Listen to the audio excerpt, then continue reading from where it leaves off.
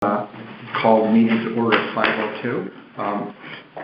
Andrea will not be here today, nor will Russell.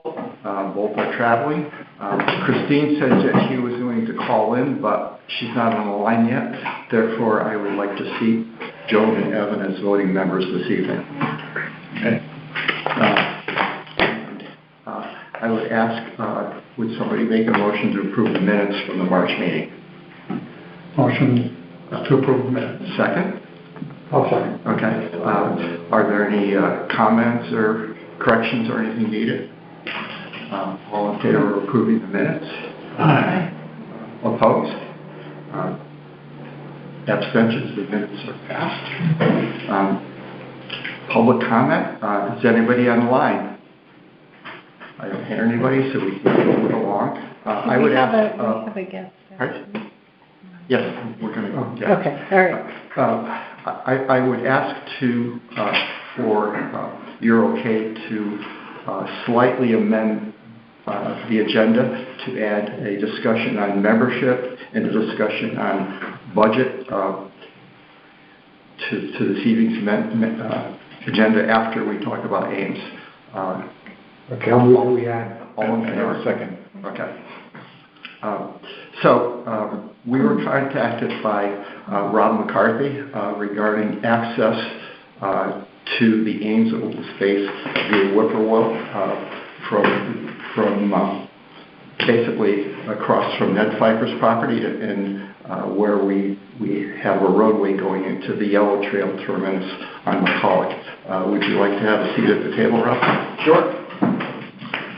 So I did send everybody Rob's email, which was really informative. I thought it was really interesting to talk about ways that we might construct a bridge through there. So let me give newer members and everybody just a little background. That walkway had been periodically I wouldn't say flooded, but there were periodic difficulties in accessing the trail through that walkway. Despite that, we kept it open for a good period of time. One of the issues that led to having that closed was that people were able to park across the street on private property with the owner's permission and basically walk across the street and access the trail from there. The owner had the property for sale, and he asked if we no longer continued using the parking area. Amanda had received a amendment to the conservation easement from McCulloch to build a parking area a little bit up the hill of the driveway for the yellow area. We went a fair ways in trying to determine if that would be feasible. We actually had Jim Mildred come in and look at a couple of different sites along that roadway and talk with the neighbors and so forth. We also had the town engineer. Yeah, I was going to mention that. Yeah. So about whether we construct a roadway there, we actually had UConn's state archaeologists come out and look so if we were to disturb the land there, we would disturb any native artifacts. One of the main issues, as Evan mentioned, was that the town engineer recommended that we not use that driveway for parking access because of insufficient sight lines, and I believe, correct me if I'm wrong, Evan, that there had been a fatal accident at that location in the past. Yeah, that very dangerous corner right there where Ned's driveway comes off of Whippoorwill Road. So as Rob mentioned, we've always been in favor of trying to construct a town-wide trail, and Ames and the properties across the street are really keys to that. We thought we had that problem solved when we made an offer to Stephen Ames to buy some additional land, which would allow us to use the driveway, which wonderful driveway that actually would have led into around 35 acres of land.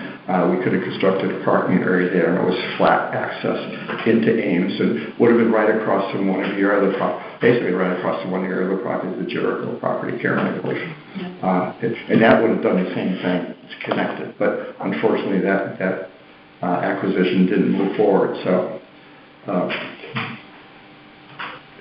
that's a little bit of the background. So one of the issues that we should consider is one last thing too. We did also look into if we could do parking actually on that little laneway that leads from Whippoorwill into the Ames area as a whole. And again, I don't think that was something the town engineer recommended that we do. Well, it's very narrow, as is the roadway to the Yellow Trail. Yeah. And that was really the town engineer's objection, was that there wasn't sufficient space for reasonable turning. If you pulled into a parking space, there was room to park, but then could you pass and could you turn the car around? And there were all sorts of issues,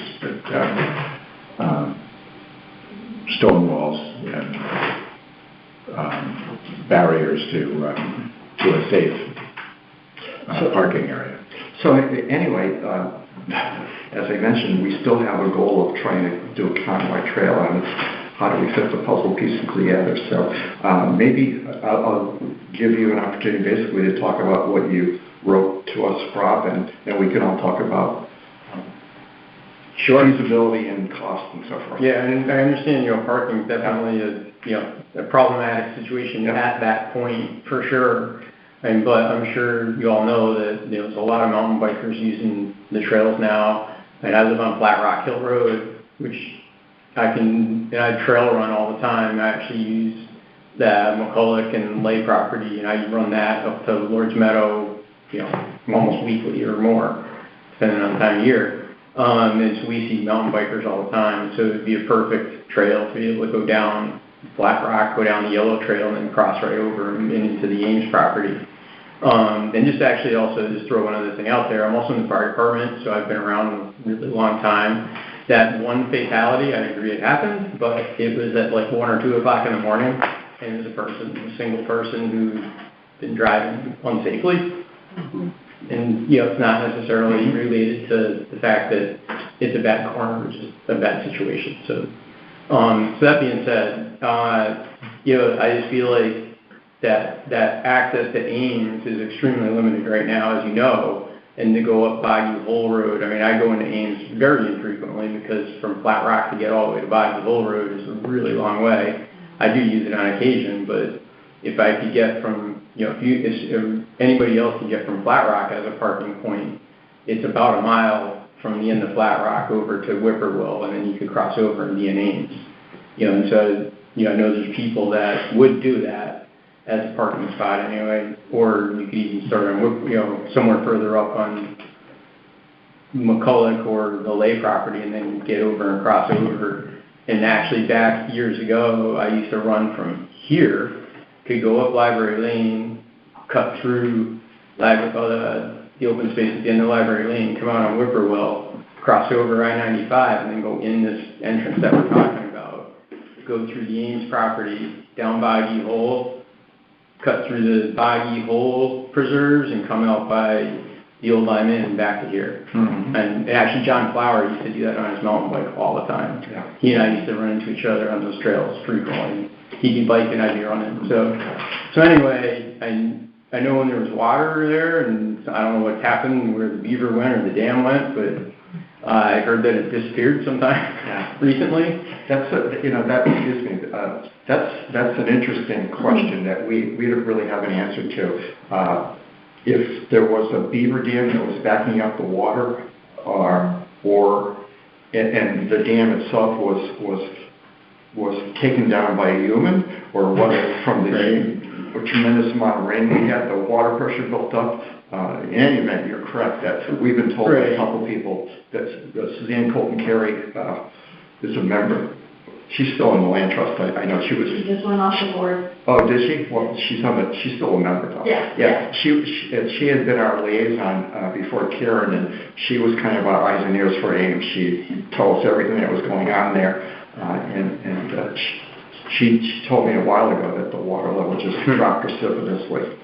Yeah, so when there's water there, I was tempted to say, hey, we should look at doing this sort of a thing, do a boardwalk across it. It's not that hard to construct, and, shallow water, it can be done, but without the water there, and really, now's the time to take a hard look at it if you do want to consider doing it. Yeah. And, I sent some information on those helipile things, and I've got some more on it, and it's the way to do it. Yeah. And, you could install those with the fairly simple piece of machinery that installs the helipiles, and then have a whole bunch of piles that you can then put the boardwalk onto. And it's done in many wetland areas. It's been done. I sent some the links to one that I've been on up in near Stowe, Vermont, that they installed it. That sort of a system, and it's pretty easy to do. Now would be the time to get it surveyed and do a plan to put something like that together. So I guess my thoughts would be that I'm in favor of trying to connect all the properties, certainly. And I know that Evan, for one, has talked about there's is it a culvert or a drain pipe or something that was put in there, taking that out of there. Ed Ames, back in the 60s, did some logging on that property, and I think it was maybe in the 82 flood, that whole roadway was washed out, and what was left was this great big concrete culvert that just hasn't moved since then. Not sure if that was exactly when it happened, but it was that there was a roadway that he used for getting the timber out, and so he and then it was all done. I think he probably did it himself, and it was a rudimentary road, and when all the water came down in '82, it was more than anything we've seen since, but it washed out the road. But it left the big heavy concrete pipe, and I think it probably should be gotten out of there. I mean, you could get somebody with a backhoe and a chain and yank it out. So I would be interested in whether Elmer is kind of exploring the feasibility of doing this. The one thought I have though is that I'm not convinced by a long shot that given the rain we've had and so forth that it'll remain dry. I think eventually it's going to get wet again. So if we want to really open that up, I think we probably need to really consider the bridge. And then I would ask Evan and Michael, our two inland wetlands experts, what type of issues would we face in terms of getting permits to do that and so forth. I haven't been on long enough, and I'm solo on the totem pole, but I can't probably tell you how they react. I mean, I know they've denied a Girl Scout bridge. Yeah. Yeah. Well, we would definitely need their approval, would you say? Yes. Yeah. Well, there's some language, I don't know if many of them have read the regulations, but there's some language about conservation uses that kind of affect trails, maybe not bridges, but certainly we're just trying to create a trail which is a conservation use of public land, and it kind of fits in a category. It's not a use permitted as of right, but there are some of those. But you might be able to make an argument for something that has minimal impact on the natural environment, especially if there's a trail there already and you're building the structure over an existing trail that doesn't have any vegetation or anything. But, I just don't, I think more plays into the decision than the facts. Mm-hmm. That's my impression so far. That's a good point. You're really not disturbing anything. Not there's a trail there. Yeah. Well, the why would interesting you part need a of permit? it was that and you know about this, but we went to the Wetlands Commission, and actually when I was also on the Wetlands Commission, and presented two designs for the Bartholomew Bridge. And one of them was I thought sort of an interesting concept, which was a relatively low but bridge span, what do you call it, a suspension bridge, and which would have minimized the amount of disturbance in the wetland itself. And that was denied. That was, then there was another design which involved posts being put in, which we found was difficult, to say the least. But I think that's probably, you're looking, there's a good span there of wet. Yeah, and that's when I first looked at it, and there was water there, and just trying to estimate, it's probably about 300 feet long. Yeah. You know, Yeah. say it's a short span. And but so you've got to build up a walkway. Yeah, really. For 3 years. Yeah. So is there a way to reroute the path? So No. It doesn't, No. there's no way. It's the way to go. It's It a is the process. way to go. Okay. Yeah. And, there is an existing path there. Yeah. It's just Well, a that's matter of, probably- having to make it so that it's water friendly. That, if the water comes up again, or even right now, it's rather wet, and, in that concrete pipe you talked about, there's a pretty good, and there's a crater right now that the water has created. It's about the width of this table. Yeah. But people are using it, 'cause they're actually going across it on some logs or something there. Yeah, So. yeah. Well, it's, fortunately, there's not and maybe because of the beavers themselves, that there isn't a great amount of flow. If the water does get high, it sort of sits there. There is some flow from Bucky Brook, but it's not a torrent. Right. Well, we should take a look at it and see. I have an acquaintance with Ned, and he can be kind of crusty and grumpy, but maybe, he would be willing to letting people park on it if he didn't sell it to someone else. I don't know. Well, that's the issue. Do you know if it's still in the market, Evan? Or I don't. did the sale go through, do you know? I have no idea. No, I haven't seen Ned for quite a while. Yeah, we could look into that. But the parking isn't necessarily part of this bridge. No, it is not. It would make the bridge more valuable, but it's not, I don't think, a necessary component of the decision. Well, people that were riding a bike or something, they're probably coming on the road and would just go across, so they don't need to park. Probably joggers. Yeah, not so many trail owners are quite like me, but several. And we can start elsewhere, not just right there. So you said in your email, Rob, that you're an engineer. Yes. And does your engineering experience deal with this type of construction, or? I'm more environmental, so I do remediation type work, but I have done a little bit of civil. My degree is civil, so I do know a bit about it. And so aside from being in the fire department, I'm also on planning commission too, so I know a bit about permitting and things like that. So Would you be willing to work with us to investigate this? Yeah. Okay. Yeah, for sure. Yep. So I think some of the things that came to mind in looking at it are, that really interesting looking machine. I don't know if anybody has, did you all get a chance to look at Rob's Rob's email? I read the text. I didn't look at the text. So I'll pass these around. There's the machine that puts in these metal braces that are used for the bridge. And here's a couple examples of it.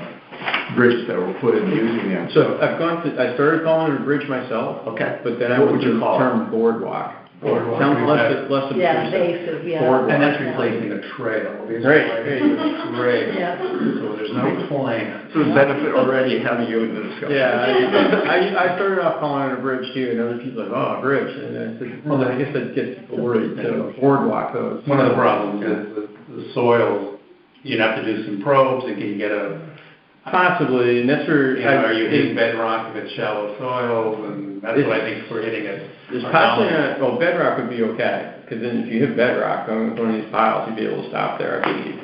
That may require some discussions with the people that sell these things and install them, the helo piles, is to know. Yeah, it's self-drills. It just drills itself down in, because it's actually just like a corkscrew kind of thing. It just goes in. Even into rock, if you hit. So it would stop, if you hit bedrock, it would stop there, and then at least you'd be supported by the bedrock, and that would be okay. It's more if there's big stones in there, then you hit the big rock, big boulders rather than bedrock. If you look at it does look like almost a corkscrew. Yeah. And it's got a brace on it that can be used for construction. The one issue I had, Rob, is depending on. It's like that. Screws itself in. And then you end up with like the pole just sticking out of the ground. Our experience with drilling post holes for 300 feet of fence, it's very, very intense. You have to be flexible as to how long your rails are, because sometimes you can't get in. The one issue I had looking at the machine is it looks like it has fairly wide tires, almost like it has turf tires that are see-through. But how will that machine navigate if it gets into mud? So I've seen a couple different variations on the machine. Okay. They actually have track machines. Okay. That would be just like, almost like a mini excavator, but just is basically just the arm that comes out and spins the poles down in. So from a track machine to, something with just big tires on it, but most likely this site they would use a track machine. So it would have no problem. The biggest issue would be just crossing that one gully that's there, but if you get the right contractors, that they can work on that too. So. Mm-hmm. In that machine, it's basically almost like a big drill head, and it's just spinning that thing in, and so small rocks it'll be fine. It'll just push those to the side. The big rocks. Something about the size of the table would be difficult. Yeah. Erratic, glacial erratic. Mm-hmm. Right. That would go back to when they first, because that is an old wood road. Actually, I grew up in town. I think I went across it on a motorcycle back in my childhood. It's been there for a long time. It didn't even matter whether they used, push some big boulders in there as they made that wood road go across. So. Did you have a question? No. Okay. I have a question. Go ahead. So how much will this cost? Yeah, that's what I didn't really. Not to be a stick in the mud here in the trail, but. No, I think that's an absolute key question, and I don't know that we can answer that until we do a little preliminary research and find out if it's doable and find out what the company would cost, find out what the materials would cost, if we have to do. When you say a survey, we would think just kind of like a land survey gets topography as much as anything, just so that where it's going to lay out, across that. Okay. I mean, the first thing is to make sure we get approval for that. Yes, I was going to get into that. So we would have to probably go to inland wetlands to again by our in-house experts. Would we need to go to deep for any reason? Would we need an NDDB or anything like that? Well, we could just look to see if there's a blob there. I don't think so. It depends on what watershed it's in. We've seen that most of the blobs closer to the Connecticut River. Yeah, and mostly in the Black Hole River. Yeah, although when you start going to there are some riparian issues and floodplain issues that may be one of the problems is for the beavers is that they took over the floodplain and somebody had built a swimming pool or something in the floodplain, so that didn't. Obviously, that was an issue. We did put up I don't know what you call it, like a plastic fence as part of our beaver project several years ago, right along that walkway. And to be frank, I haven't walked in that particular area in a while. I understand. Can you see segments of a plastic fence that are still on the high side? Yeah. So it's keeping that water level on the high side, probably about a foot or foot and a half higher than the other side. Do you think the beavers have pushed material against the fence and didn't really look like, it may have been actually beavers from old days. Yeah. Like, I know that flooded out before the Lowe's, before the highway side flooded out, Yeah. the other side had flooded, and I think that was beavers that did that. Yeah. And then, I have no idea what happened on the highway side, but then the whole thing flooded over. Yeah. So the purpose of that fence, interestingly enough, was to provide a barrier that would make it difficult for someone to go in there and damage or break apart a beaver dam. And I remember we did have a biologist on site when we did that, and she was concerned that it could pose an issue for some animals going back and forth through there. I'm trying to recall exactly what her warning was. She thought maybe a snake could get stuck in it or something like that. So I do like the fact that the boardwalk seems to be sufficiently high that probably most animals could get underneath it. And it's not going to provide a barrier. So getting back to Fred's question, one unfortunate bit of timing is that the DEEP's recreational trail grant program just had a deadline of March 14th. So we'd have to wait for another. We would have to basically wait for, I would suspect if it's like other DEEP grant programs, there's probably not going to be awards until maybe June. So we would have to wait probably another 14, 15 months to be able to get any financial support from DEEP. I understand that's an exceptionally competitive program. However, I think in just kind of doing a little thinking on it, I think that this could be a project that I think they would view favorably.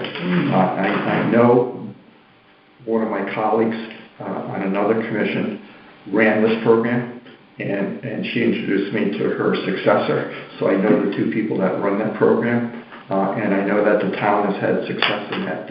Edie Twining and the Halls Road Committee got a grant to help put together the Lieutenant River Bridge and a trail that would actually run from that area up into our Champlain North. So that would be something to think about. I would say maybe the best way forward is if we could have a small working group. I don't know if anybody would volunteer to work with Rob, and we could kind of just look into the feasibility of it and try to talk maybe to the company rep that's you said it's local and state. Yeah, there was one for that Techno Post place that I sent you last week, but then I actually was looking a little bit more this morning, and there's like 3 or 4 other companies that sell those same things. So, certainly there'd be at least one that would. Yeah, I think, at this point, just go to one and get an idea of what they would charge, and obviously look at that as kind of the high side if we can get some companies bidding and some competition.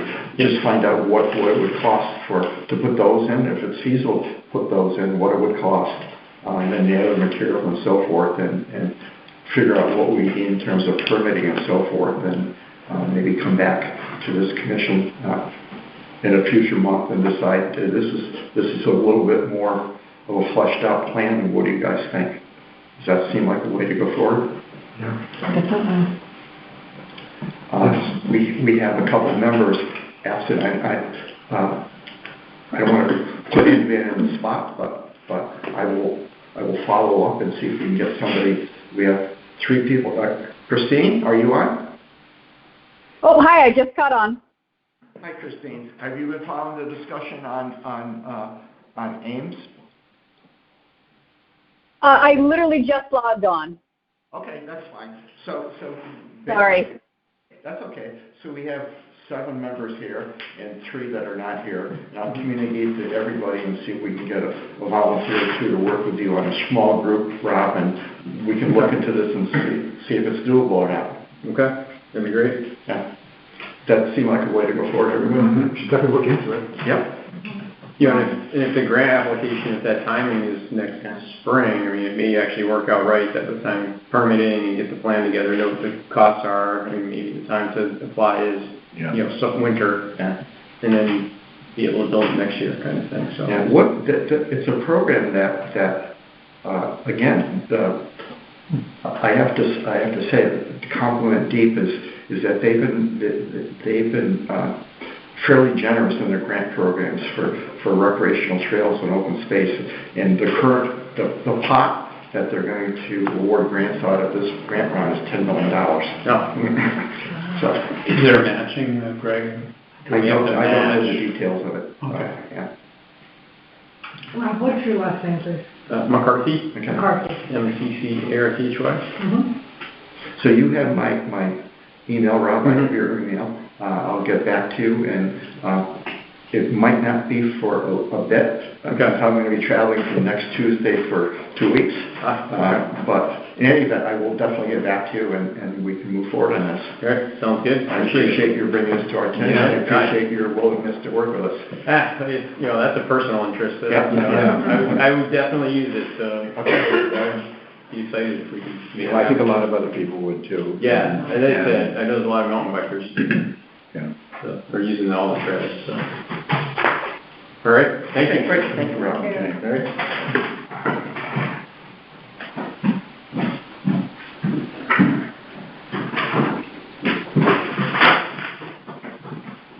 Okay, before we get into the other material, I wanted to mention that Michael has expressed an interest in stepping down from a voting member to be an alternate, and also resigning as vice chair. And we don't need to go into the reasons for that. That brings up the two issues: who would basically swap with him to become a voting member. We have 3 alternates, and I just stepped down. And you stepped down. I was going to suggest and happy to stay as an alternate. Okay. So, So how immediate would this be? pardon? How immediate would this how immediate do we need to fill this position? Well, so that would leave Christine and Joan as candidates to become voting members. Yeah. And I would say if you're either one of you is interested, or you're both interested, let me know. Let me know. We have the possibility. I just talked to Martha today. If we can let her know by Friday afternoon that they can vote on an appointment Monday. But I mean, the difference is The difference is the that voting. Yes, that would be the main difference, that you would be able to vote. And I would say to whoever would remain as an alternate between you and Christine, is that it seems we have a group that is active in a lot of different commissions, active in a lot of other community things, that travels, and pretty much I think there's a fair chance that whoever's an alternate will still have the opportunity to vote as well. So Can we take care of it right here? we can. Christine, yeah. How do you feel? Are you, if you're... Yeah, I mean, I would be happy to step up, but at the same time, I would be okay being an alternate. I mean, I'm happy to be a part of the commission in any way that I can help. So I feel the same way. So do you want to shoot up or? Yeah. Rocks, paper, scissors, go. I don't mind staying an alternate, but I would be happy to, be a regular. So I don't know where to go from here. Yeah. So I think you've both been good members so far. I don't know that it's particularly, I would hope that it wouldn't particularly, where you are, whether you're a voting member or alternate, wouldn't particularly impact how much you're going to actually be participating in the activities that we're doing, the happy hours and the work parties and whatever. Yeah, I think I would. Yeah, I think I would be active either way. I would be happy. Yeah, I'm just happy to do my part. So, I don't know if it is something we handle, or I don't know. Does that have to go back to Martha, or I don't. Yeah. I would. I'll send a memo to Martha. So, do you guys want to flip a coin, or what do you want to? Christine, why don't you do it? Are you sure? I'm positive. Okay. Great. Okay. What's Be that? positive. Yeah. All right. Okay, so I will. All right. I'm happy to serve. I will send a memo to Martha tomorrow, Christine. And Michael, on your Okay. I need you to send me an email saying that you wish to resign as a Full member. voting member and you would be reappointed as an alternate. Okay. And that leaves the spot of vice chair. And since I'm basically springing this all on you right now, I don't think it's fair to have a vote, but if anybody would like to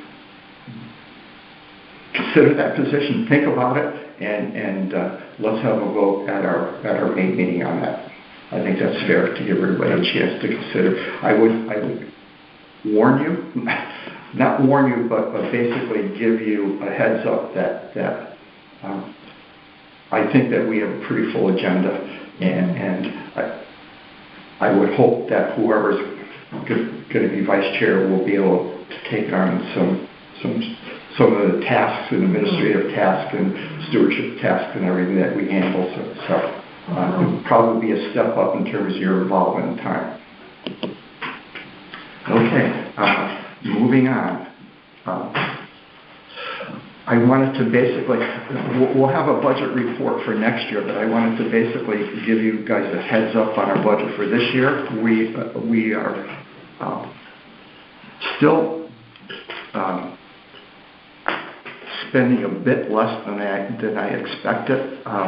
So we have, again, a fair amount of money, although a fair amount, according to our budget at the end of March, we had spent roughly about 25% of our allotted funds. However, that does not consider some fairly significant expenses. I got a bill from Wayne Abrahamson going back like 9 months that somehow got lost in the system that we'll pay. We also will probably have a bill for our I just forwarded it to you. from Dennis Quinn, okay, Yeah. and some other bills. So we'll probably jump up from 25% to probably about 35 or 40%. Does that 25% include Pond and Lake's most recent invoice? That I did submit that Okay. to Tracy. I wrote to Tracy to confirm that. She hasn't written me back. Okay. And I tried calling her the other day, and there was no answer. So I will try to Okay. get back to her on that. All right, but is that taking that into That is not coming out of this account. That's coming out of our capital budget. Oh, okay. Again, as finance expressed to me, why is the ferry landing spring project coming out of considered a capital expenditure? I said that was not my call, and whatever. So that's where we're at with that. In terms of our open space property, with Michael being involved with multiple commissions and doing some community work, such as putting on his recent vernal pool workshop and so forth, we have done a little bit of a swap where Andrea is going to basically kind of work with the stewards. And I hope, I'm kind of looking at a team approach that I would have Peter report to me in terms of his general activities, and Andrea working with Peter and our second steward, and I'll talk about that in a second, on basically maintenance projects. Andrea's putting together a list of what areas that we need, not really bridges and not even boardwalks, just boards across what areas and so forth, like we just did at Champlain South, if you've all seen the images on that. And Andrea's very, very keen to do that, and I think that's terrific. Andrea, Ann, and I met with one steward candidate, a young gentleman who had an interesting background. He has taken studies in environmental affairs and ornithology. He's led walks in wildlife areas and so forth. I think he would be a great second steward. I kind of envision the second steward would not really kind of do what Peter's doing in terms of trail walking, but basically be an assistant with Peter when we need to do some maintenance projects. If Peter has to cut down a tree, we always talked about having 2 people on site. Oh, yeah. He could do that. He could help build bridges and walkways. Hopefully that the second person would work with Ann on Ferry Landing and do some of the stuff that perhaps Nick had done last year. And maybe start doing, if we can work with a person and build up a little knowledge, they can do some of the inspection and signage on a lot of our small properties. We have a number of small properties that were deeded to open space or deeded to the town, not necessarily open space, which has been an issue in investigating them, to mark them as open space. For example, the little, you viewed it, I didn't get a chance to walk at the area of land on the Button Ball development Regan Builders. That was sort of leftover land. Yeah, I think a lot of it is going to be leftover land. I think for the most part, it's not going to be property that's suitable for hiking trails or even it'll be reserved as basically nature oasis. Well, hopefully not a leaf dump for the neighbors. Yeah. Brush and leaves. Yeah. Well, that's the one thing that we have to do. I think the first thing is just to put up signs and let people know that they're town property, and eventually when we have a better sense of what the outlines are, to really start checking them for encroachment and so forth, because that is an issue. Do we have a feel for how many acres those are? I mean, 10, 20? Total, because some of them are probably like a half acre, 2 acres, 1.5 acres. It's hard to say. That's a great question, Michael. I don't know. So we have one. We're going to kind of be awash with McCulloch in terms of we got the Joseph parcel, which I think was a bit over 3 acres, that was added as part of the Great Oak subdivision. And what we would lose for the affordable housing was going to be kind of balanced out by Joseph, so the overall property size will remain about the same. But I would say probably most of them are a couple to 3, 2 to 5 acres. Whatever the zoning is because a lot of the properties were the 15% set aside. So the 15% on the total? Yeah. And how many are there? Right, that's the question. That's the question. That they were only Amanda knows. Yeah. Well, some of those are quite substantial. So the homeowners association on that, they set aside 22 acres when that was put up. Yeah. And then I was just looking at the map the other day, and then Chestnut Hill, some of the things, it's like 50 acres. Yeah. And they're contiguous with Hatchett's Hill. Yeah. Christine. Christine, are you there? I am. Does your HOA have open space? We do. Yeah. I don't know how big it is. It's actually directly behind my house.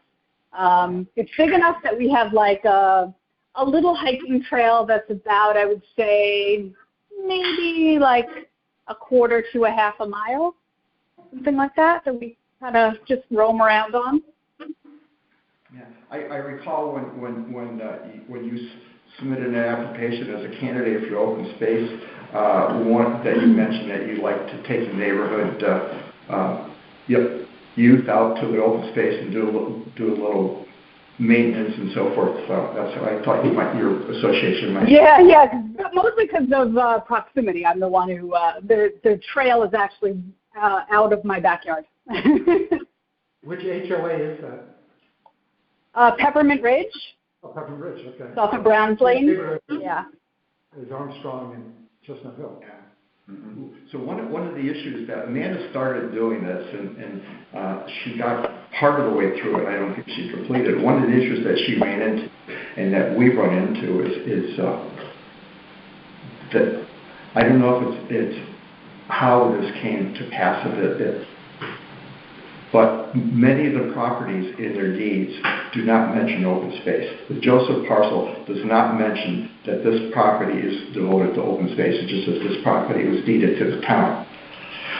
So one of the things I want to do is to touch base with Mike Soliano. And I think that we've gone a ways to help them, and I hope they can turn around and help us, because I believe that affordable housing did a real careful analysis of every town-owned property to determine if the properties could possibly be utilized as affordable housing.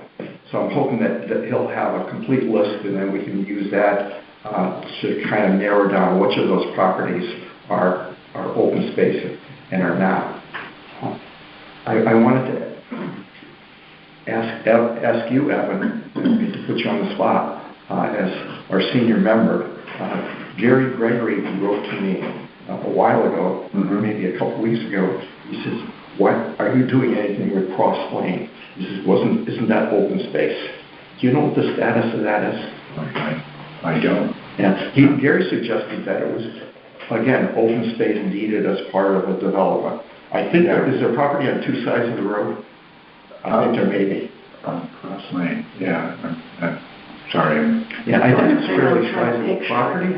Are you familiar with that? I'm trying to picture, isn't that where we voted for Cross Lane? It's very near there. Yeah. Very near there.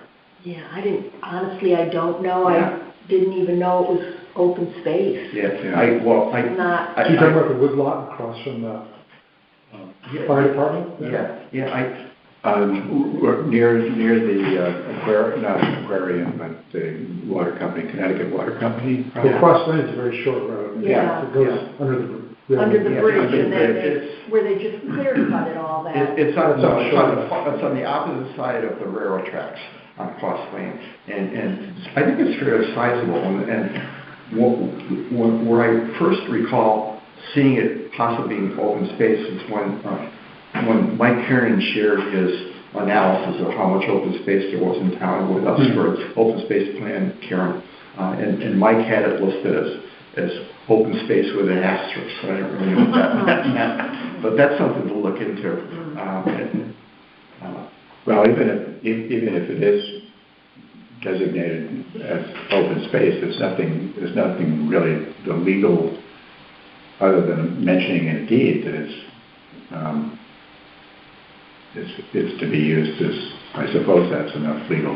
But other towns have been using, look at the town of Groton. They took a good chunk of open space and put a high school there or something. So can the town do that? I mean, is that a normal course of action where they take open space and develop it? They can. They can, but unless there is a conservation restriction. I got it. Okay. Otherwise known as an easement, but in Connecticut it's a restriction. Yeah, but I think if it was given to the town as a result of the 15% open space, but it's for parks and recreation, if you read the statute. It's for park and recreation in association with the development, and sometimes the subdivider gives it to a land trust to get a tax donation, right? You might also get a tax donation if it comes from the town, but I suspect you can't build a fire training tower there or something because it was given to the town as a result of that statute that allows the set aside of open space. Well, I think it's parks and recreation is what it says in the statute. Okay. That's an area that we needed that would be Need some research. Need some research. As Evan suggested, if there's a conservation easement on it, then the land is well protected. And the majority of our properties are protected by conservation easements. Certainly McCulloch is, the two Champlains are. Any property that's purchased with a deed grant, as a condition of granting the town or land trust the money, deed requires that it be placed under conservation easement. But some of our properties are not, and we've talked about the process of what we would do to put an easement on that. And I think some of the properties would not be developable anyway, with wetlands and whatever. Yeah, wetlands and ledge and all of Although ledge doesn't seem to be a problem, much of a problem anymore. When it was the last summer that I was hearing Regan blasting pretty much daily. Oh, yeah, right across in Amanda's driveway. Just as an aside, when we were active in Greenwich and Denise was putting together an open space plan for the Conservation Commission, she did a lot of research on land that you think is protected, but National Audubon has, I don't know, 1,000 acres or stuff in Greenwich, and most of it has no conservation easement. Yeah. As opposed to the Land Trust, which probably has, we have the Greenwich Land Trust has conservation easements. Yeah. Well, then you had the Boy Scout property too. Then. The Boy Scout property actually has a conservation easement on most of it. Yeah. But, and then when we approached National Audubon about getting a conservation easement, they weren't very receptive. Because they're sitting on millions of dollars. So it's just because a nonprofit that has, conservation associated with it doesn't necessarily mean that it's protected, just like town land. So if it doesn't have a conservation, that's the property up on John Street. Well, but they have multiple properties. Oh, okay.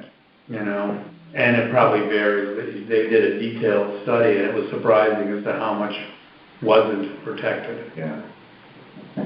So that, the Boy Scouts had more protected land than the Audubon Center on River. They're both on Riversville Road. Only because they were selling off bits and pieces of it, and the planning and zoning said, okay, you aren't in the development process, but the last time they spun off, 20 or 30 acres, that was the last time they could do that without putting a conservation, because they weren't setting aside 15%, and the planning and zoning said, no, you've got to put a conservation easement that gets referred to someone, if you dissolve, because a lot of scout organizations are selling their land all over the state. Because National is bankrupt. So they're forcing them to come up with allotments to help settle the bankruptcy. I don't recall the exact details, but I do definitely remember reading that RTPC got a very substantial grant. Yeah. Oh, yeah.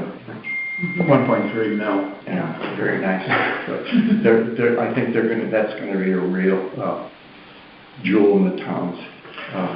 I think it's 800 for the habitat restoration along the Lieutenant, and 500 for heat vac on the historic building part of the inn. Mike, do you know who the project manager is for the repairing? I don't think that's been, they're not, I don't think, well, they probably have someone that's designed something for the grant. Right, exactly. Well, they have a model next door in the Florence Griswold Museum that was designed by a firm, I can't remember the name of it, but the perimeter trail in the gardens and pollinator gardens and so forth. So that struck me as a very generous amount of money for that kind of a project. Well, it costs. Why is it $800,000 for the price such a couple hundred yards along the river? It's probably more than that. It's probably closer to a quarter of a mile. But it includes a dock. Yeah. Access are they going to remediate the Phragmites? The cost of over $600,000. So the cost of what the Florence Griswold Museum did on their property cost them $600,000. So prices have only gone up since then. Well, getting back to the agenda quite like this, I think I may have shared this with all of you. I'll pass this around. And I was a little bit confused because there were no numbers associated. So what I gave Evan is a route that Peter Norris mapped with Avenza as he hiked Ames, and it's one of his pins. So if you looked at that digitally, Hello. hi, you leaving? Hi. Okay. Martha would still be here. Yeah, she told me she may stay. Okay,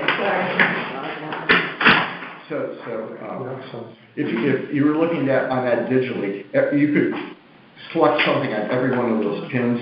Some of them actually return some code to you without an image. Others, as this one shows. So, but you know, Peter was just learning. So Andrea, Russell, and Michael are scheduled for a hearing. Are you still going, Michael? What? Yeah, it's in my. I don't think it's in my calendar. It's like April 23rd or something like that. Something like that. You need to register. I got an email from UConn. Is your third person still coming? Okay. I'll get the link before tomorrow. I'll do it tomorrow. Yeah. So I think that this can do three things for us. Number one is it can quickly outline where we need a bridge, where this is a wet spot, and it'll give us an exact GPS point as saying, a half a mile down the Blue Trail. The other thing it can do is it can map points of interest, like Michael is interested in vernal pools. It can show us exactly where there's a vernal pool. We can point out on a map exactly where, for example, our beaver observation points are in Ames, where the caves are, and so forth. And the third thing you can do is the way Connecticut Trail Finder was created. It's meant to basically accept Avenza data. So that's the thing that I hope Russell will do. He attended a workshop on Connecticut Trail Finder at the CLCC conference, and it'd be great to move our all trails onto that. So these are done by latitude and longitude? I mean, how precise is it's GPS points. Yeah. Right to the front. Yeah. It's amazing. I thought the training was really well done, Michael. So what they'll do is they'll talk to you a little bit about what the app is, get you playing around with it. Then they have you go outside and walk around the grounds and drop pins, and then come back in, and they'll show you how to use those pins on a map. In this case, Peter did it with Google Maps, but any digital map you can kind of coordinate it. So it's pretty cool. And it's a free app too. So anybody that's hiking, just download that on their phone and begin using it. What's it called? Avenza. Avenza. Thank you. So, in terms of going over some of the properties, Ames will need to have the Red Trail moved. Just for your information, there's a special town meeting after the budget meeting this coming Monday the 15th, at which I believe the Affordable Housing Commission will ask the town for approval to donate or transfer the Ames building envelopes to Habitat for Humanity. McCulloch, I'm super I just was talking about Ames. Yes, McCulloch building envelopes, excuse me. So there's a budget hearing Monday. Actually, Monday's a busy day. The Board of Selectmen meet, then there's a town meeting on the budget, and they'll have to be there, Fred. And then there's a special town meeting on the transfer of the McCulloch building lots to Habitat for Humanity. After which I believe the details will need to be worked out in terms of whatever approvals they'll need from planning and so forth to do that. So we have a little bit of time that will have to be on our agenda of things to do. Michael has ordered the additional materials we need to complete the fence at Horseneck Creek. No, I haven't ordered it. They're delivered. He's ordered it and they've been delivered. They're on site. Okay, you know what that means. Yeah. So next week, when we're back, it's probably a couple of hours at max. Yeah. It's like 4 posts, You want to pick a time April. now to meet? I'm gonna You're be leaving next Tuesday. Tuesday, yeah, so. Well, I'll coordinate when I We get can- back. I'm not sure if I'll be All back next Monday. week. I think I'm not gonna be back on Tuesday. Yeah. But I'll send you an email. because I may be leaving towards the end of the week for a little bit. So I don't want to jump into your report. Did you solicit any volunteers yesterday? I didn't stay the whole meeting. Okay. So I only kind of gave my report during the public comment period and took off. Okay, So well, I hope maybe. I mentioned that we were going to do it, that we were going to coordinate, and I was going to contact, who was it, Mike McGee? Yeah. Is the only, because we only need three or four people Yeah, max. I thought Mike McGee was really helpful, and Michael Barnes might want to take part, because he was quite an advocate for that, so. Yeah, we want them on. I'll let you put the end together your of work boundary. product. See if Mike can do it, Travis. I think, yeah. I think the other Mike, Yeah, you have his contact, Mike McGee? I do not. No?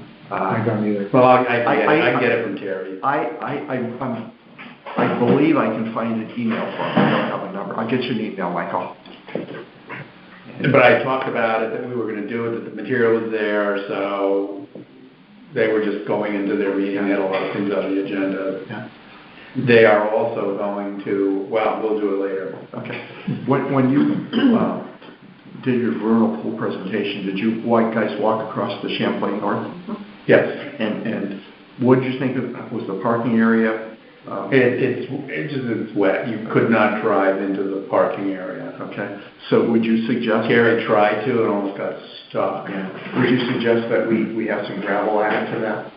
And is there any inland wetlands issue with that?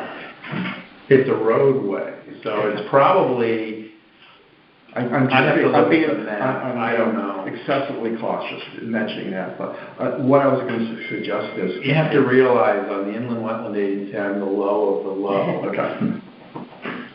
And I'm the demon of the Republican Party. My nickname is Teacher's Pet. Imagine who the teacher is.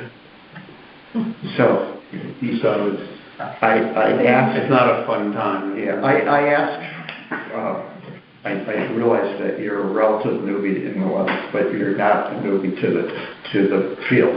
You're an expert in the field, so that's why I asked. I don't Like put I you on the said, spot, Michael. the facts really don't enter into the decision so far.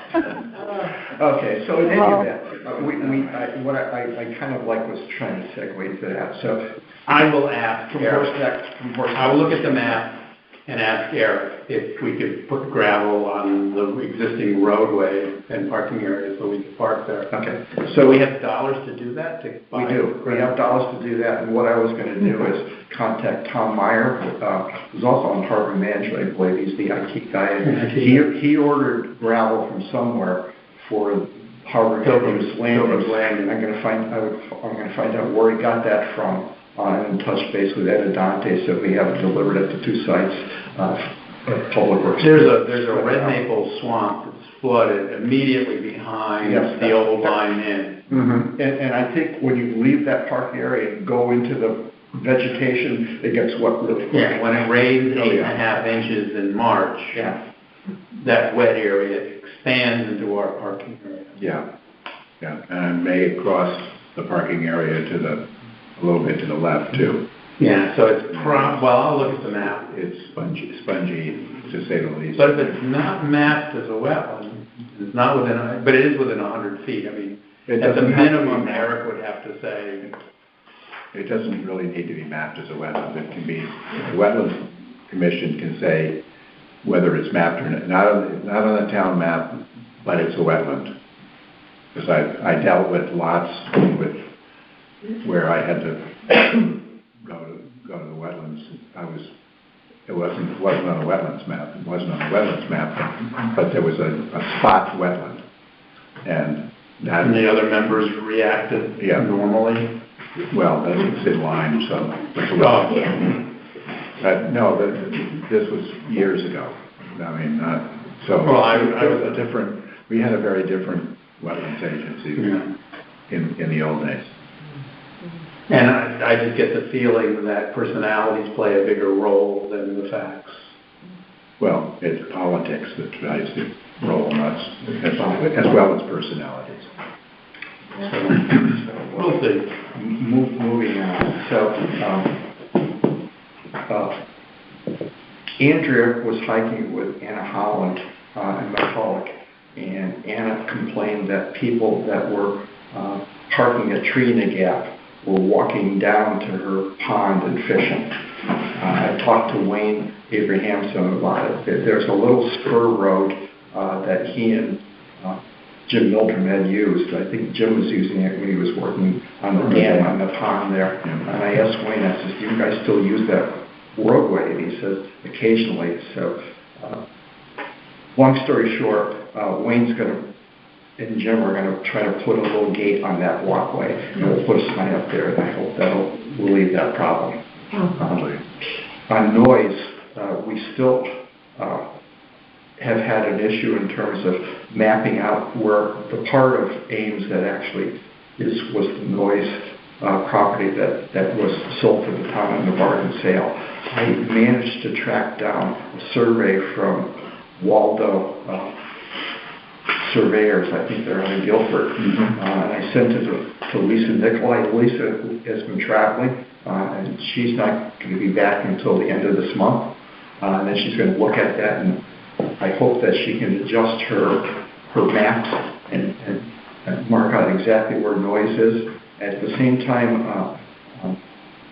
I got a young woman who's really good at graphics, and she's going to make some edits to her dual hiking brochure and put Horseneck Creek on there and noise on there. Harbor Management advised Horseneck Creek on there. It will be on there. And I mentioned it to Leah. Well, it's on the website now. Yeah. And I mentioned it to Leah that I do have all of Ed Zebron's files from that Karen. So if you guys need to redo that when you get the Eklund property, you'll be all set to go. Yeah, because that's a combined land trust and town. Yes, yeah. It started off with the question of who's who, and then we ended up using it to show each of our properties with a map. Yeah, Leah had mentioned that you were revising it. Yeah. And the last thing I wanted to mention, two things actually, is would you be, I know that you've got a lot going on, Mike, would you be willing to put together a short little page or something about vernal pools we can put on our website? I've been kind of going through our website and looking at some of the things we do. I think I can probably just pull something off. You could probably put something together in your sleep, I'm sure. Denise has a PowerPoint presentation that we use, to train. We had about 20 people at maybe a little less than 20 for the vernal pool training. And It was very good. I went through it. Yeah. It was excellent. Good. Yeah. And we're going to be putting a small team together to start, mapping wetland vernal pools, at least probably on Champlain North and South initially, and then jump over to Ames. And we've got time to do it because egg masses are there now, and they'll just be hatching, so there'll be lots of tadpoles and stuff. So, and what did you see there, Michael? We saw a marbled salamander larvae. The first time I've ever caught one while giving a workshop, and I've only seen about 6. So a marbled salamander is a mole salamander that doesn't breed in the spring, it breeds in the fall. So they laid the eggs, and there's not a lot of sphagnum moss in the pool where we were.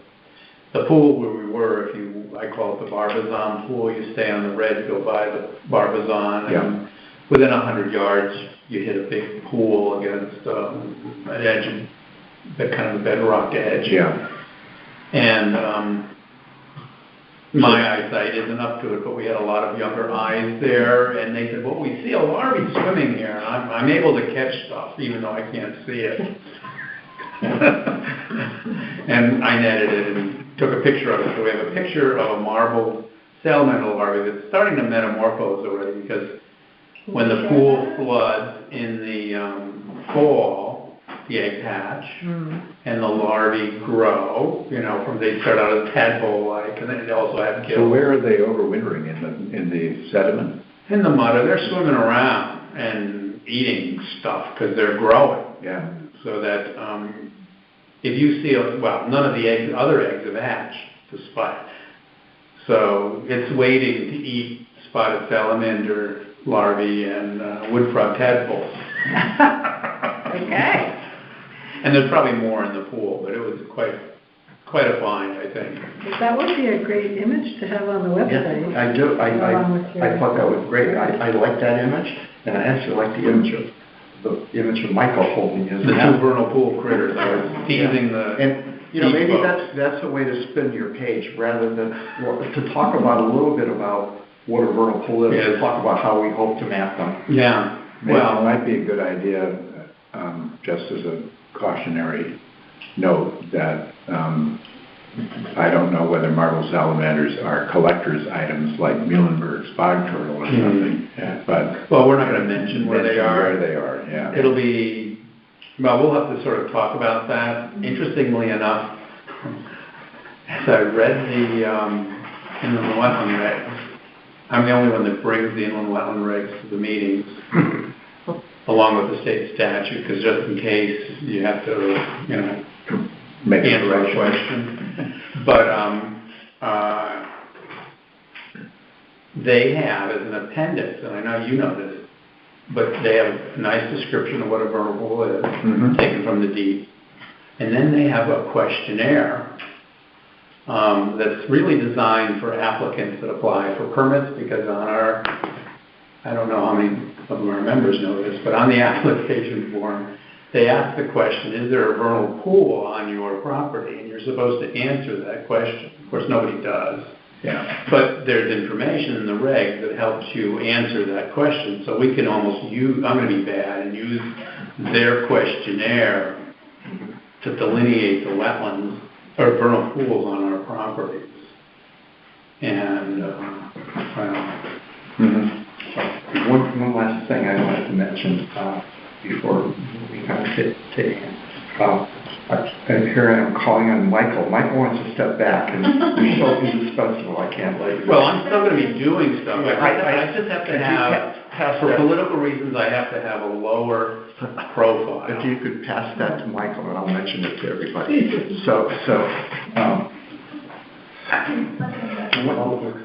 Wendy Hill is she's the open space coordinator for the town of Lyman. I also believe she's an officer in the land trust, and she's a friend. And she's been leading hikes for the senior center, alternating between Lyme and Old Lyme. And she's leading a hike later this month in Ames to look at the caves. Ergo, where the graffiti is located. So I'm not going to be here, but I'll take a look. Maybe you and Peter could go and do a little painting. Painting or more wire brushing. Yeah. The wire brushing, that was going to take forever, though, unless you get a drill or something, Michael. Do you have the color that we use? I will send you Send me something. the color. Yeah, I'll send you something with the color. So we actually, Michael, my wife and I hiked out there a while ago. We had a brief bit of warm weather, and we tried spray painting over some of the graffiti. We tried 3 different colors. 2 of them were meh. One of them blended quite nicely with the rock. So I think we can spray paint it from a distance.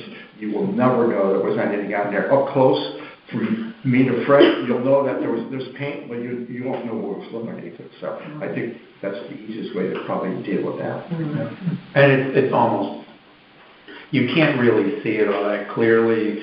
We could see it from the trail because we know where it is, but I think the average hiker's not going to be able to see it. Peter knows where it is, and we know where it is. And would you like to let us know what's happening with Prairie Landing? Sure.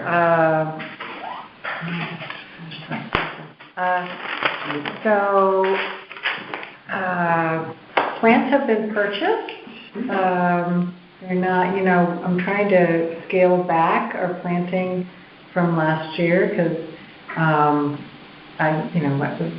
they have to be maintained, and I'm still looking for some plants that weren't available through the Connecticut River Coastal Conservation District sale, but largely, with some exceptions, they are probably available in the trade, so I can just, either go through Judges or another friendly nursery to get a hold of them.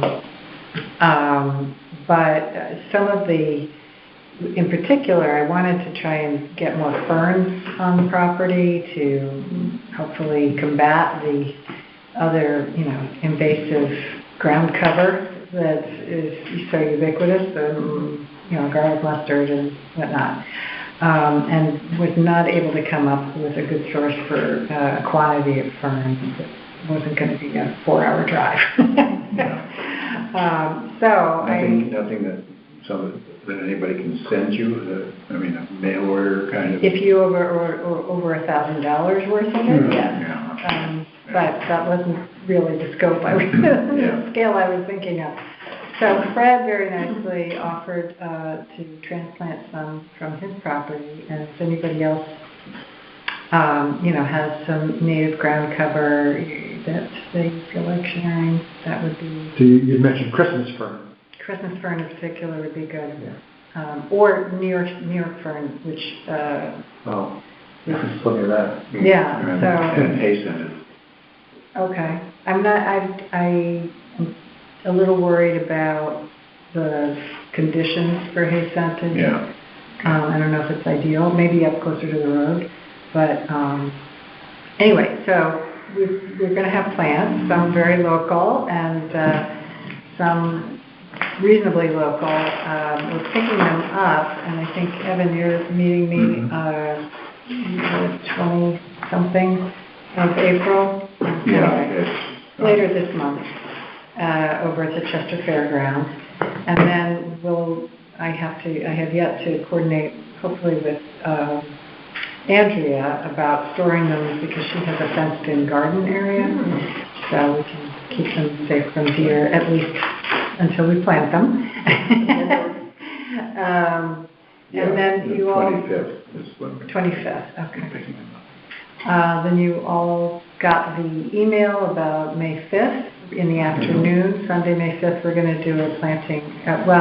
Actually, what I'd like to do mostly on May 5th is clearing for new areas where we want to plant, and then maintaining some of the areas that we cleared already last year, or actually 2 years ago. But we'll see how many people we get and how much time we have, and if we can put some plants in on the 5th as well, that would be good, but otherwise we're going to have to look at some other dates in May. Weekends are hard for me for a variety of reasons. One, I teach on Saturday mornings, so that makes Saturdays, and I think a half-day workday is perfectly legit. I don't know that you need an entire day. Seem to be. Yeah, Sunday afternoon is generally good for people. Andrea reached out to the high school, and they are working that May 5th the morning at the beach. They have a project going, but they're going to offer them for those who can't get down there in the morning. There's another, volunteer opportunity that afternoon, so we might get some student help as well, which would be great. So Evan and I met about the videos that we're... Can I just jump in about the plants before you move on? Sure. So I could bring you the ferns on May 2nd. May 2nd? Yeah. Not May 5th? No, I'm going to be away. Oh, okay. All right. The 3rd, I think. So then that... so I think I could pop them and bring them to Andrea's or wherever you want. That would be perfect. So I have it on my calendar. Okay, great. Yeah. Thank you. And they'll be fine, as you said. Okay, thank you so much. And if you've got, I think you said you had some cardinal flower as well, did you? I've just seen that around. Yeah, okay. It's no big, I did actually. That comes up later in the summer, so that's when I can... Right, it's a little hard to ID right now. Deer love it. Oh, do they? Yes. Oh, man. I had to use my tomato protectors, Oh, wow. multiples of them, because Okay. we bought them from the conservation district. And Yes. Oh, dear. Well, all right. Very Oh, dear, tasty, very exactly. tasty garden.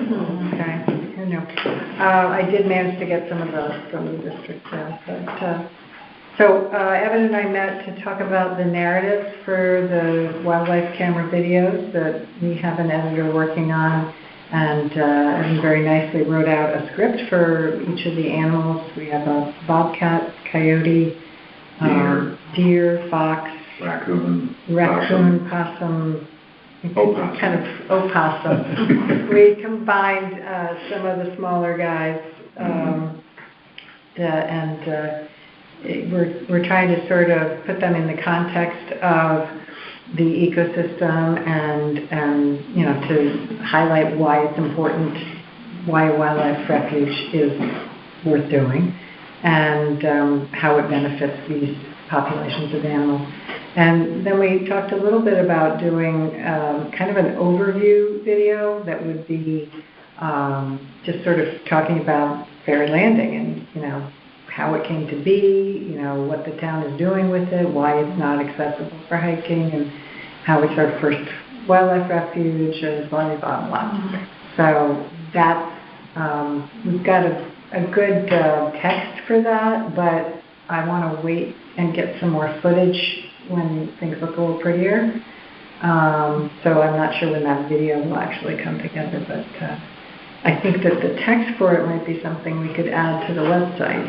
That'd be great. I would really like to build up the Fairy Landing pages on the website. Yeah. I mean, Well, it actually... as long as you're not inviting more access and more use, and I mean, we know, I mean, you had right at the mouth of the river, Griswold Point is a perfect example of a place that is a wild, you know, quote unquote wildlife refuge that people use as a dog walking place. And this morning there was a person on the point with some kind of a shepherd dog that was running back and forth and barking and chasing the birds, and you know, and you've got endangered species that are supposed to be nesting there. I mean, it's not... The fencing's not up yet, but it will. Well, Yeah, I'm not there's sure any area how of good this... I mean, there's not that much left of fence. That's I'm afraid much gone. What were the videos that we just paid Emily for, Ann? The fox and the bobcat and the coyotes.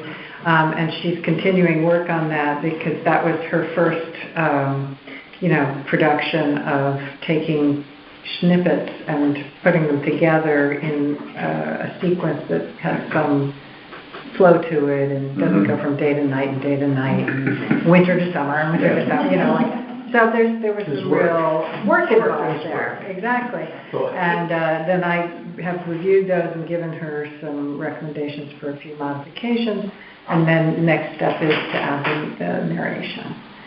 So that's where that's going. And we'll get a picture of our beaver.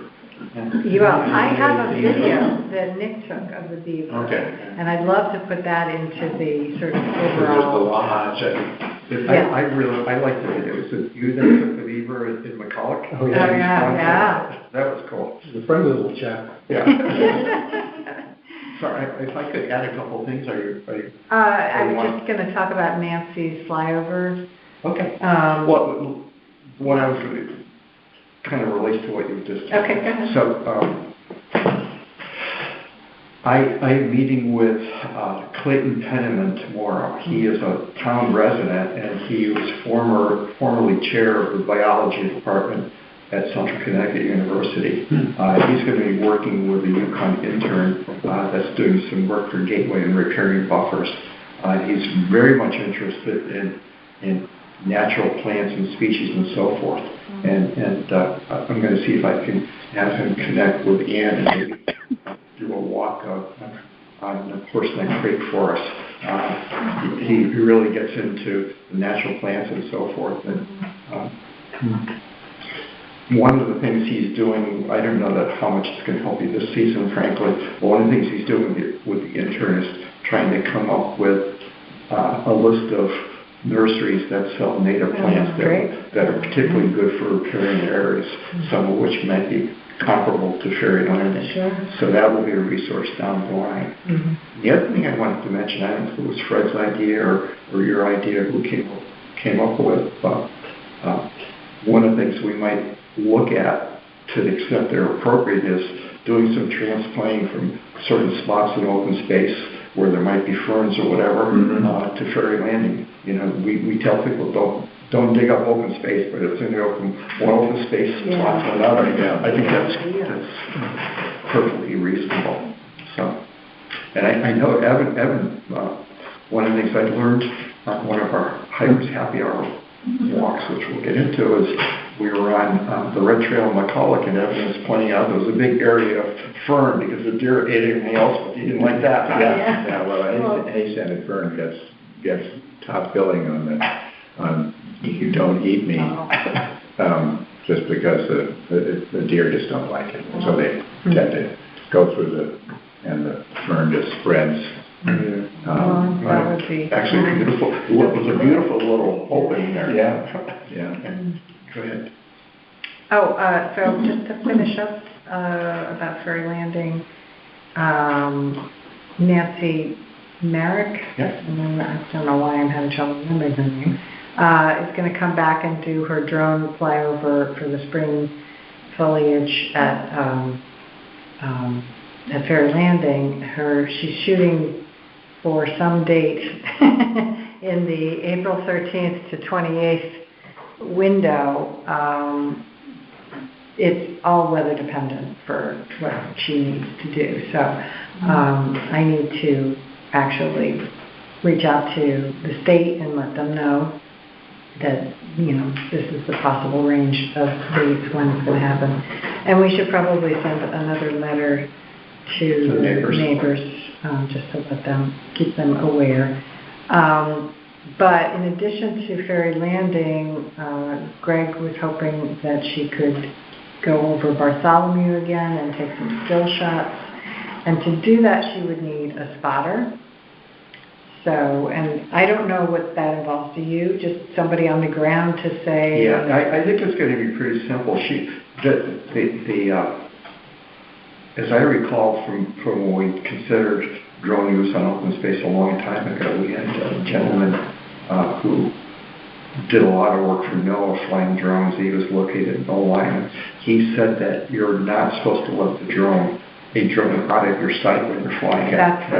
So she would want to have somebody maybe on one of the trails or somewhere around. Basically, when the drone is out of her sight, they can say, be on a phone with her, I see it. There's nobody around it. I don't see any other planes, whatever. It's pretty simple work. And I think won't take too long. She did do a flyover of Bartholomew. She did a video, and at the speed the drone was moving, even trying to slow it down, I had a very hard time comprehending what was on the ground.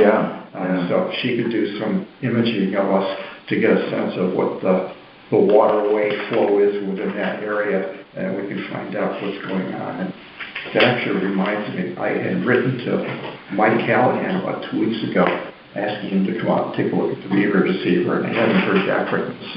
So I will try again. I had somebody here in Connecticut that was doing that for him. But he's got a partner. Anyway.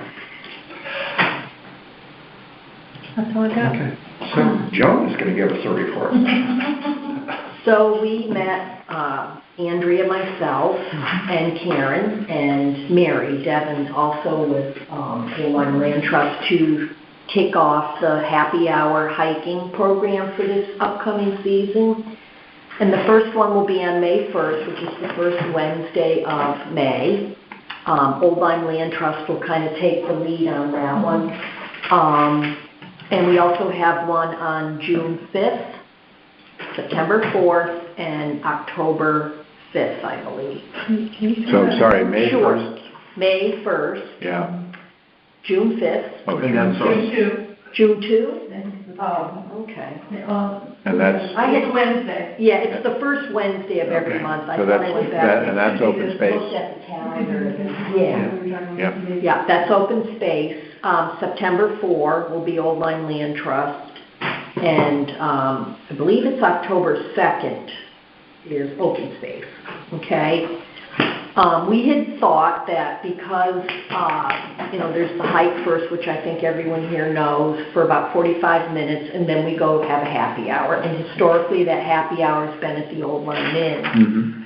I guess there was some feeling that Suzanne Kitchings, I believe, Chris Kitchings, Suzanne Kitchings,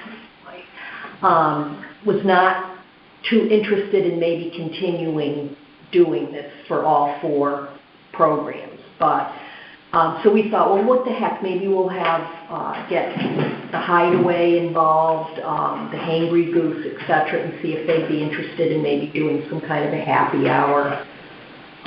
Make a long story short, Andrea did meet with Ted from the Hangry Goose, and he really could not accommodate what we wanted to do, which was to have some hors d'oeuvres at a, we would pay him like $100. Do they have a liquor license there? They do, they just got it recently. It's beer and wine. Exactly, Yeah. yeah. But anyway, to make a long story short, he couldn't do it on the night that we would want him to do it. So as it turns out, I guess we're going to try to do some kind of a venue. He would be a venue for a speaker or some type of thing like that. But anyway, that's a different topic. So Old Line Inn will do all 4 happy hours. They will do a nicer presentation of hors d'oeuvres. We will pay them $100, and they will give us, I think the wines will be $5, sorry, the beer will be $5, and the wines will be $7, which is a pretty, decent discount. Mary did a lot of this, and she did a really, we got as far as she had talked to the contact at Old Line Inn who thought it was wonderful to just do 1 or 2, and then we would work with somebody else for the other 2, and Kitchings came in and said, no, this has always been our thing. We want to do all of them. We really want to make this a great event. They even want to possibly do a speaker and turn it into a really big thing. So anyway, that's the crux of it. We will, when Andrea gets back, we're going to start getting into some publicity, which Karen and I were talking beforehand. I don't think we even know where the first actual hike is at this point, and that always has been something that's hampered getting the publicity out in a good amount of time. So it seems like that may be the case. I like the idea of maybe doing a future event at the Hangry Goose. Yeah. The location along the river with the outside dining, if it's a nice day, is wonderful, but maybe we can do something where we have a special walk, like a rural pool walk or off the top of my head or whatever, to end up back there. And I think sitting there and having some beer or wine afterwards, I think would make the whole event even more attractive. Is there a link to, the Flo Grizz and Audubon? You could walk up to Audubon and back. Yeah. I don't know if there's a... I don't know. I don't know if there's a link. Is there a private property in between? I know there's a driveway that comes out from the Flo Grizz just up the road. Mm-hmm. But I don't know if you can walk along the shore. I'm trying to remember Pamela Hamilton's property. That was the Hosnick's property on the... That would be nice. Whether that's between the Flo Grizz and... But you might be able to wiggle your way onto the Flo Grizz from their got that parking lot. one property where I think they may connect right to that shopping area. Well, they got the property between the Florence Griswold and the Hangry Goose, the parking lot. Yeah. Because that was the entrance to that property, was through that parking lot. Mm-hmm. But it's on the other side. Yeah. Oh, way to figure that out. The one, Because I know you can drive out of their Flo Grizz parking lot right to Falls Road. yeah. That's up the road a bit. Yeah. It was a couple of years ago. So we could walk up the road a little bit. It used to be the old Pontiac dealership. There you go. Oh, wow. It was a couple of years ago, so maybe it's changed now, but I recall. Well, there's ultimately gonna be a bridge and a trail. Yes, that's right. I wasn't gonna say anything. No, Yeah, I don't think so no. either. I recall when the Midsummer Festival was held a couple of years ago. It certainly wasn't last year, it was the year before, really that, where maybe it was the Lions Club that had a car show, and they were selling hamburgers and stuff like that, and there wasn't a lot of other options, so people were trying to like jump over a fence to get to buy a hamburger, because you had to pay to get in to the car show to get a hamburger. Oh my gosh. So, there was definitely a fence delineating the property. So that's really it in a nutshell. I mean, we will be getting publicity out. Thank you. What time is it gonna start? There was some talk about moving. It is, I think I did write that, 5 to 6:30. Now, I think that would be the happy hour. Right. So I think 4:15 it was 4:15, about a 45-minute I hike. started. Yeah. Okay. And 45 minutes, and then depending on how far everybody had to drive back to the old line, then people straggled in. And some people don't. Significant, 20 or 25% don't hike. Yeah. Yeah. They just start there. That's fine. They make They're there. it makes it a little bit more party atmosphere at the end, and it makes it more attractive for the kitchens to work with us on it. Thank you, Joe. I appreciate your time. And nobody thought to go to the old line marketplace and talk to the people at the, what's it called, the Stagger Inn? Stumble in? Oh, the stuff, we were actually going to talk to them. But, Big distinction. yeah, that was one of the ones we threw out, but again, Christmas Kitchen really wanted to. So if they want to hang on to it, that's good. You would think they would do something like where you can stay at the inn and then they get Audubon to lead hikes on some of the open space. Like a hiking weekend in Lime Old Line. And you stay at the inn and you work with Audubon to. And you could go kayaking and eat breakfast at the Hangry Goose. You might be able to do The something. Woodstock Inn in Woodstock, Vermont does that. Yeah, the initial idea was that was so that people would do the happy hour instead of dinner. Yeah, well, Yeah. I don't know if dinner's that happens. expensive. Well, Because they have like a prefix now, and it's like, whoa, Yeah. $200 for two. The other issue at the end too is Joe, maybe you or Andrea, if you have the opportunity to talk to Chris, or if she's there at May, I'll talk to her, is that they volunteered to maintain the yellow trail, which runs from basically their parking lot to more or less where the bar was on Opius, for the guests to basically do that, to, stay at the inn and then go for a hike. So I'd like to keep them working with us on that. Michael, one of the things, let me preface that when Evan and Gary Gregory were on other boards, and they were members of the commission, obviously, it was, I think, helpful for them to talk a little bit about what conservation and wetlands and so forth we're doing that might impact us to the extent that... Are you going to jump over Rockfall and affordable housing? Yes. Affordable housing, I kind of already mentioned. Okay. Well, what I was going to basically say with that is that there's a town meeting this coming Monday. And for Rockfall, I'd be quite quick. I wanted to mention that Martha sent out a press release to Limelight, and Limelight put a nice story in about our Horseneck Creek. Owen Logan is really great working with us. And Mike Barnes knows we got the grant. I think I told him last month, he must have forgotten, but I'd be happy to give you updates on just as an wetlands. FYI, I did write to, in the spirit of cooperation, which I'm committed to, I did write to Terry and to the other Michael Prusty when we got the grant, letting him know that and sending all the information about the grant. So They're applying for, or they're going to be submitting their application for the dock soon, a week or two. And I've asked them to, once they've got the plans or whatever they're submitting to DEEP, that we get Copy. it so we can copy comment on it. Mm. So we'll probably have it by the next meeting. Deep's not fast to review, and they've basically been working with them. They submit a plan, Deep makes some comments, they gotta modify the plan. But it's basically where they haven't moved it.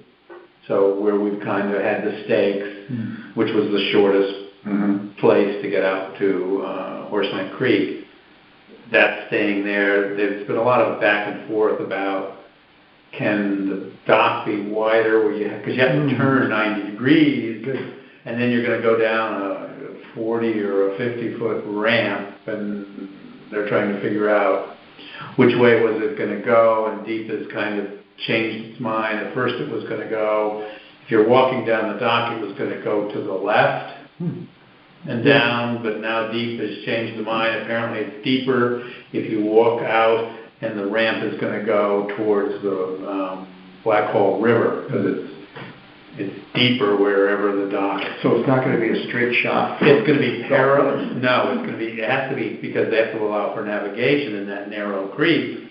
It's going to be parallel. The ramp is going to be parallel to the marsh. Yeah. Because they just can't go out far. And we'll see it on a drawing. And so I think Deep has finally submitted all the comments to them that they've needed so that they can finish what they need to do and draw up. Do they have to go to the blog people? They haven't said anything. I can't imagine not having to, because there are blogs all over the place. But I think it depends a lot on the analyst. If the analyst is lackadaisical, and they're going to grant it anyhow. I don't know. Will they need a turtle spotter? Yeah. Well, that's a different piece. That's a whole different group. Well, but the NDEP people would be, isn't that what you're talking about? If they're putting in a dock? But I'm saying the analyst that did the treatment is not the same. But I understand that, but... Does it have to go to the end? Yes, I would think they have to submit it. Right, okay. Yeah, I was going to say... And then they're going to get the bad news, and that's where we could help them if we're going to do, have Chris down to do a veg survey, because there could be some unusual... Right. I think they're going to have some unusual plants in the marsh. Yeah. Let alone birds. Right. So, the bird thing is a little bit... Well, we're going to have some data on what's there. Unfortunately, I have not been able to get it as a hotspot, and I actually talked to Marshall Ellis at the Connecticut Ornithological meeting. He spoke. He did a really good job on just introducing folks to eBird and what it's about and the tremendous data that they're collecting worldwide. And I said, Marshall, I can't get it as a hotspot. It used to just happen. And they have interns, I think, that kind of come in the summer, and so they're kind of light staff-wise this time of year. And they also have volunteers that are supposedly helping, but in this Connecticut, but maybe they're short on the volunteers doing the analysis. I don't know, but he said send them an email and we'll make it a hotspot. So I haven't done that yet because I want to add Bartholomew, and I've just got to start. I have to make Bartholomew a hotspot. Well, I have to make it a spot before they can make it a hotspot. So you and I and possibly our new steward should get together, maybe meet with Alicia Navarro, because they volunteered to be a partner on this Rock Hall Grant Education Program. One of the things I want to do is, again, to promote that as a spot to bird. And just as an FYI, I'm sure you see that all around town now, but we have an osprey pair on Amanda's Nest, which is can be beautifully viewed from the end of our little walkway. And they are I hope it doesn't attract too many ruffians. They're occupying the brand new nest. First time it's been used. That's good. Yeah, they're What desperate. is it to the eagle's nest? There's an eagle's nest. There had been an eagle's nest further down the river. Up the river. Up the Yeah, up the river. river, yeah. Up, down, Right on yeah. Marsh's property. Toward, Upstream, Shane yeah. Marsh, Shane and Teddy's. Yeah. It looks like there's an osprey possibly gonna nest on the one that's, not been used for about 5-6 years, where Marsh is, I mean, they gave Hank permission to put that platform in, and there's one sitting, I don't know if it's gonna I would, be if there's an successful. osprey on there, I would say that's not a good sign No for way. eagle nest. Not at all. Well, I know, but I don't know, because if it's a young osprey that's come back for the Okay, first that's smart time, enough to doesn't realize know he that, might be. yeah, Yeah. yeah, Find out soon. yes. I just, Mother Nature taking, I just drove to Osprey Nation. We've got a nest next to our driveway that's on an electric pole. oh, But there was a pair there last year that, then they suddenly disappeared, and I have a feeling that the great horned owl had them for dinner. yeah. There's two posts out in the marsh. Yeah. Those are probably, are you No, watching those or someone else? I tried to get them, but They went. they were, somebody else has them, and Well, they they don't have- want to give it up. They have a more aggressive person helping manage that Osprey Nation this year. Yeah. Scott Kobersch. Right. So, Well, somebody fixed the platform, the box that was up across from the deep observation boardwalk, like right at the mouth of the Lieutenant River. It was damaged, and, I was like, oh, who do I call to get it fixed? And, they're coming back, and their home is in shambles, and I I think there are went down there volunteers that do it, yesterday, but- and the Yeah. brand new box all Wow. set up, Yeah. somebody living there already, Guy in Saybrook, Dan Ferrier. is that who does it? Yeah, because he replaced Tricky to get to that one. two platforms in front of our house. Okay. There's a gentleman, my wife and Amanda kind of shared Osprey Nation reporting on the nest that's on her property. And one, I guess somebody was going by the river and they said that the old stand was leaning, it wasn't in good shape, so some gentleman came and took it down, caused a little reaction and put a new one up, but when it was down, Kathy contacted whoever the Osprey Nation person was, and she got in touch with this gentleman, and he's put up around, I think he's put up around 75 nests in the shoreline Wow. with a group of people. Yeah, I think there's a guy who was he's maybe the chef at the Beaumont Country Club, Chris Rowe, who helps Dan do that. He said a lot of the nests had been like 20, 25 years old, and they were Yeah, they're gonna getting kind of shaky. Get around the one across the Well, river. but they from me. also get, as the ospreys every year come back and put more sticks on, they get heavier. They get heavier. And then you get a big rain, and the weight is simply too much, goes down. Yeah. Michael? commission reports, I'm on lots of commissions, I'm told. So, inland wetlands, I've been on since February 5th when I was appointed, although I didn't know I was actually appointed until February 15th. Didn't get any communication from town hall. But I haven't missed any meetings, even though I'm in the minutes on January 25th. I don't know how you can be in the minutes before you're a member, but I'm in the minutes. Yeah. You're Yeah. a notable person. A notable person. And they haven't really, it's just getting to know folks. The chairman and I don't get along. Yeah, But I'm getting you're a along. general person, Michael, and you will, I'm sure. I'm working on, developing a relationship with the staff so that they know I can help and do things, and I'm not really going to be very critical of. They've got a situation that, well, I don't know everything yet, so I won't go there. But I evaluate all applications that come up. I'm in the office and look at the file, if we can find it, if there is a file. And I'm going to be commenting on applications, probably writing like a little report.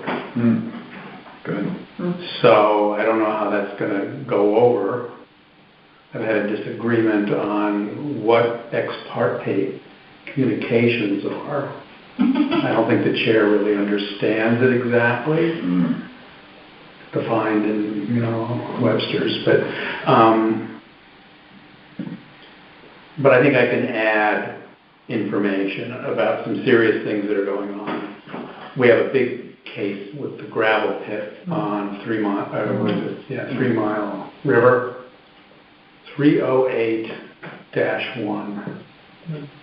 And it seems like they're very tentative, and apparently the Conservation Commission started going after activities there in 1995, but we don't have a lot of information as to what they did. There was a cease and desist, and they denied a permit. We don't really have records, and I'm told that the only place I can get the records is in the town clerk's office. So I've got to go back and look at records since 1995 if I want to find out what's going on, because there's no record in the office. But DEEP has some sort of water quality certification on that, and they were down, and Eric met with them, so we should get more information about that. I told you, their forms to help us do monitoring of vernal pools on our sites. I was a little sneaky on the field. When they go to field visits and or site visits, they're actually meetings, and you can't really say anything or do anything. But we went to this interesting property on the Post Road, sort of a little, someone my age, a little lady owns it, and very, very nice. And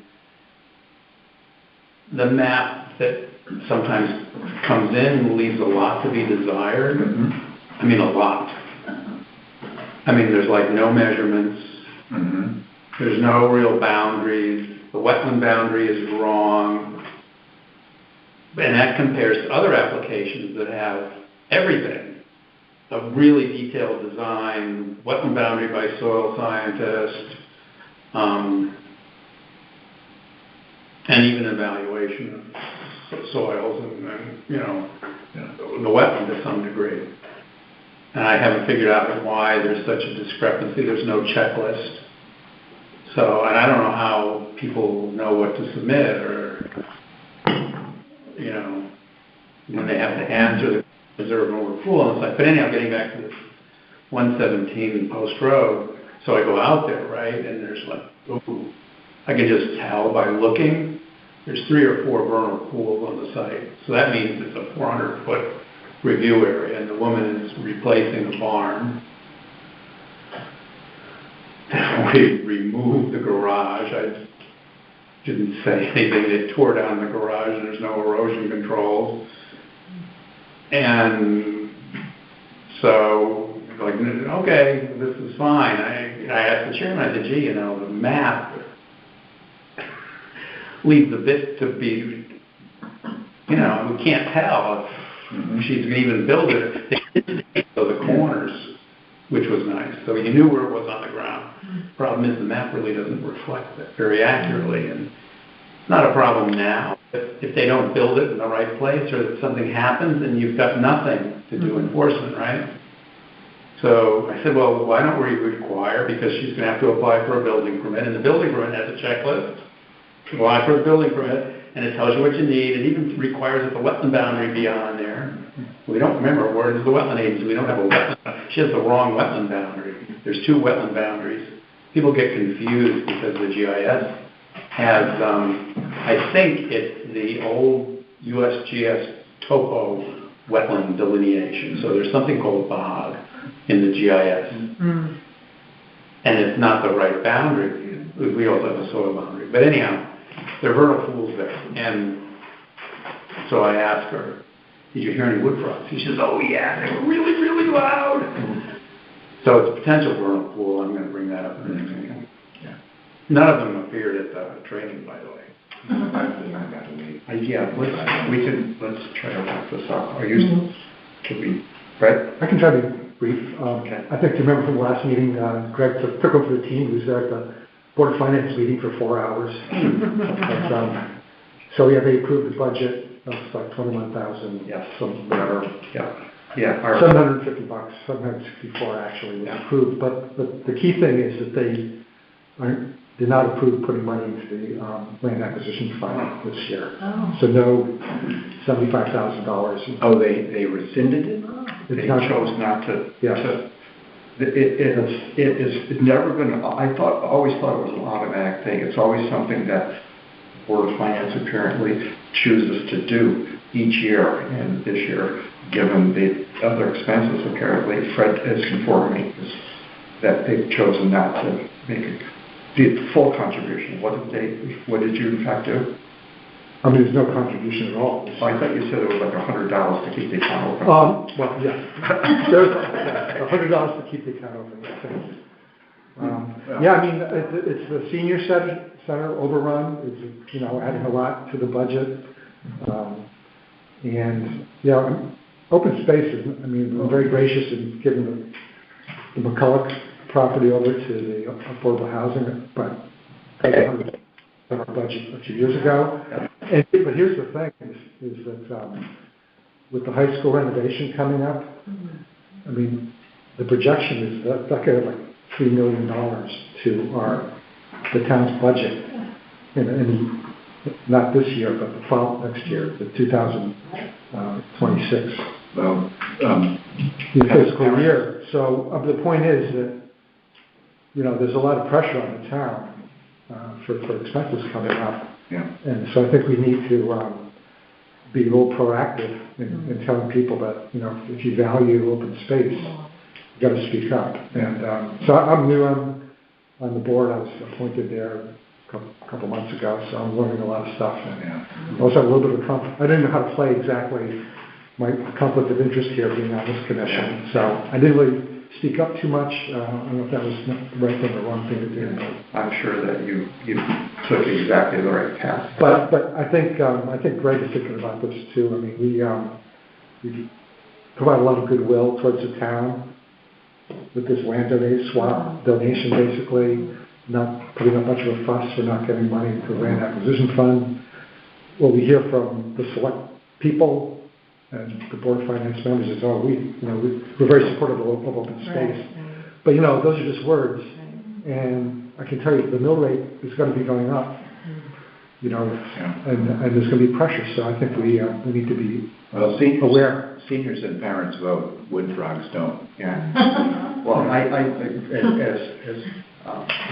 Fred mentioned, I went to a Board of Selectmen meeting at which affordable housing was raised, and basically confirmed that the Board of Selectmen gave their approval to have the land donated to Habitat for Humanity, and that open space would waive the reimbursement of those monies taken from the fund. And Jim Lampos made a point of